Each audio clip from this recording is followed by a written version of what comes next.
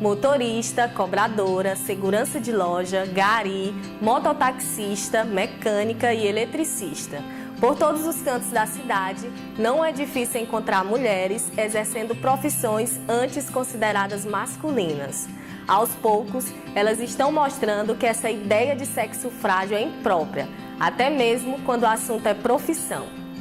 No programa de hoje, apresenta depoimentos de Valda e Sandra, exemplos de mulheres batalhadoras e dedicadas que ajudam no sustento da casa e têm orgulho da sua profissão. Valda conheceu cedo a dura realidade da vida.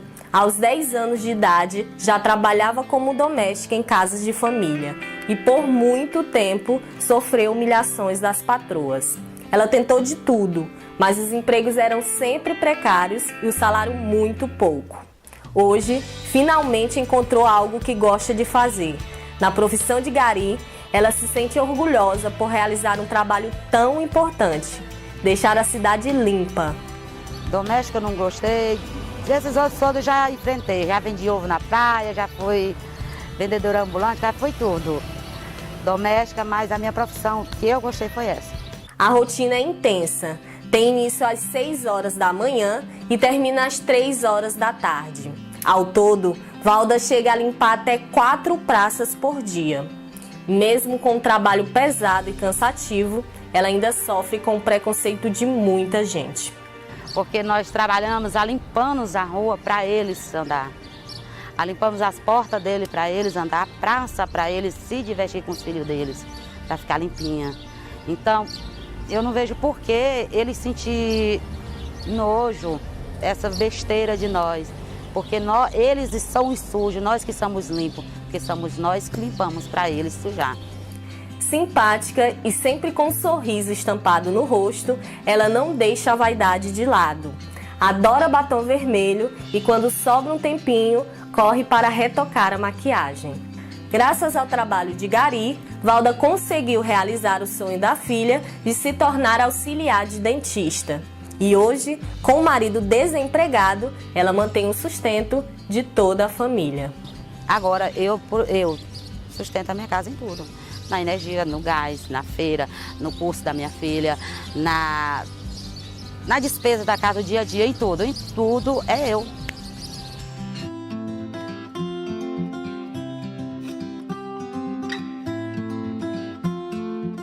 Guerreira também é Sandra. Há 2 anos, ela é uma das poucas mulheres motoristas de ônibus em Imperatriz. Todos os dias, ela transporta passageiros do Grande Santa Rita ao centro, circulando pelos bairros São José, Vila Macedo e Planalto. Contrariando o ditado popular, mulher no volante é perigo constante, Sandra chama a atenção da população pela competência profissional e a ótima habilidade na direção. A maioria dizem que se sentem mais segurança, né? Que eu transmito confiança, segurança, né? E que geralmente as mulheres em geral, elas são mais atenciosas, mais cuidadosas e cautelosas também. Embora acredite que a aceitação dos usuários tenha sido positiva, Sandra teve que driblar outro obstáculo grave: aprender a conviver com o assédio dos homens. É que piadas, cantadas e olhares abusivos são frequentes durante a jornada do trabalho. No início, ela se sentia muito constrangida, mas com o tempo, o único jeito foi manter a calma e tentar não dar importância. Assim, às vezes tinha um certo ponto que toda vez que eu passava lá era aquele mesmo assédio, toda vez. Aí um dia eu pensei assim, eu vou levar na esportiva também. Aí eu fui e dei uma buzinada. Aí pronto, eles viram que eu não me intimidei com aquele assédio deles e eles pararam. O número de mulheres que trabalham nessa categoria ainda é muito pouco. Dos 50 motoristas que circulam na cidade, apenas 4 são do sexo feminino. Para Sandra, o medo e a vergonha têm impedido as mulheres de escolher essa profissão. Até porque lidam com outro tipo de assédio, o moral, quando questionam a competência do cargo que ocupam. No início eu também tinha vergonha, né? Eu tinha muita vergonha. Igual eu falei, quando às vezes tinha até um assédio, eu ficava assim, séria, mas aí a gente vai se adaptando. E eu incentivo as mulheres, porque aqui nessa área são poucas. Vencendo os desafios e preconceitos, elas seguem firme no comando. Além de profissionais dedicadas, cuidam dos filhos, do marido, da casa e, é claro, delas também. São ou não mulheres de fibra? Para falar sobre o empoderamento feminino, convidamos a líder do movimento feminista da região tocantina, Conceição Amorim. Conceição, apesar de cada vez mais mulheres terem saído de suas casas para trabalharem fora, em alguns casos ainda existe pouca representatividade feminina no mercado de trabalho. O que falta para que essas mulheres ocupem esses cargos?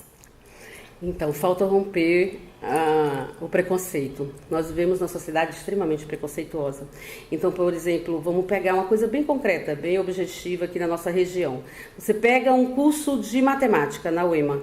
Quem é que faz matemática são os meninos. Então, quando a menina entra para fazer um curso de matemática, um curso de física, elas sofrem muito preconceito, elas sofrem muito assédio, elas sofrem muitos questionamento. Por que ela vai fazer, ao invés de fazer, por que você não faz português, letras, história, como se a física, a matemática fosse um espaço só dos homens. E aí você vai ver isso na engenharia, na medicina. Então, esses espaços onde dominantemente são os homens, geralmente são os melhores empregos, são os melhores salários, e as mulheres são extremamente desestimuladas a atuarem nessas áreas. Infelizmente, ainda é frequente casos de assédio no ambiente de trabalho. E muitas mulheres aguentam caladas e preferem não denunciar. Nesses casos, existe algum órgão ou setor responsável para denunciar e como ocorre esse procedimento? Então, o assédio sexual no local de trabalho, ele não é tido como crime no Brasil, né? E você tem que ter muitas formas de poder provar isso, né? Você tem que ter gravado, você tem que ter testemunha, então fica sempre muito difícil para as mulheres provarem o assédio, porque geralmente o assediador ele não faz isso publicamente, né?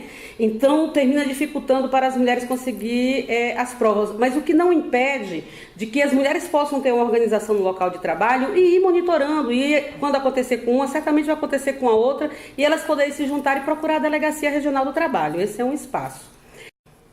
Nesse momento, quais as principais reivindicações do movimento feminista em Imperatriz?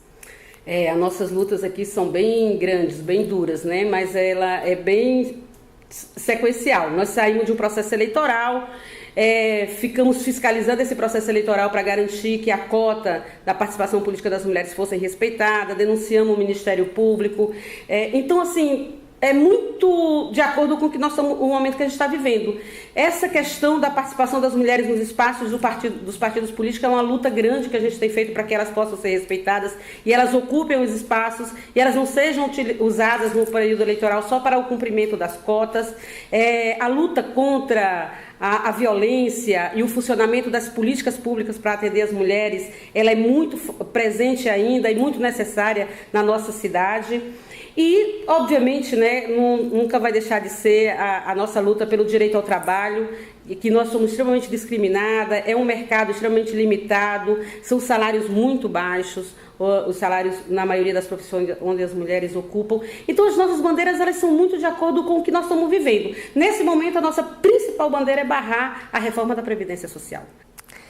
Conceição, muitas pessoas falam sobre o empoderamento feminino, mas, na verdade, muitas também não sabem o significado do termo. O que é uma mulher empoderada? Uma mulher empoderada é uma mulher que tem autonomia, né? É uma mulher que pode decidir se ela estuda, se ela trabalha, se ela tem amigas, quem são as suas amigas. Ela decidir sobre a sua vida em todos os aspectos. Porque nós vivemos numa sociedade onde todo mundo quer dar palpite na vida das mulheres, onde as pessoas querem dizer que roupa que ela deve vestir, que profissão ela deve exercer, na profissão como ela deve se comportar. Então o empoderamento ele está muito vinculado à autonomia das mulheres. É você poder ter a liberdade de viver dentro dessa sociedade, decidindo sobre sua vida. Se você decidiu comprar o carro, é uma decisão sua que precisa ser respeitada. Não, então as pessoas não podem ficar dando muito palpite e querendo fazer você entender que você não é capaz de decidir sobre comprar um carro ou comprar uma casa sozinha. E o empoderamento é exatamente isso, é quando a mulher se apropria das suas conquistas e ela constrói, a partir da sua subjetividade, da sua individualidade, o seu poder de decisão. E para você, que luta pela igualdade de gênero há tantos anos, o que ainda falta para que a mulher ocupa, de fato, o papel dela, independente mesmo, na sociedade? Falta a gente romper, né, com essa formação e essa criação no seio da família do machista, né, onde os homens são educados permanentemente para ser o melhor, para ser o bom, para ser o garanhão, para poder tudo, para ser melhor em tudo. Então falta a gente reconstruir as relações sociais dentro da família em base à igualdade e ao respeito. Os meninos devem cumprir tarefas domésticas tanto quanto as meninas. Os meninos devem ir para o curso de informática e para o curso de inglês, tanto quanto as meninas. Então, eu acho que o que precisa é reconstruir os valores, repensar que família que nós construímos nos últimos anos, onde os meninos são incentivados ainda, estimulados a ser garanhão, a ser pegador, e as meninas, elas têm que ser bem comportadinhas, elas têm que se submeter, elas têm que estar o tempo inteiro submissa a essa relação onde o homem pode tudo e elas não podem nada. Quando pode de forma limitada. Então eu acho que falta ainda essa compreensão da responsabilidade de cada um dentro da sociedade. Conceição, muito obrigada pela participação. O que elas dizem fica por aqui. Na próxima quinta, vamos conhecer histórias de mulheres que receberam diagnóstico de câncer e tiveram que enfrentar seus piores medos. Quer colaborar conosco? Mande um e-mail para o que elas dizem @outlook.com.br e não esquece de se inscrever no canal e seguir o que elas dizem nas redes sociais. Até mais! Até mais!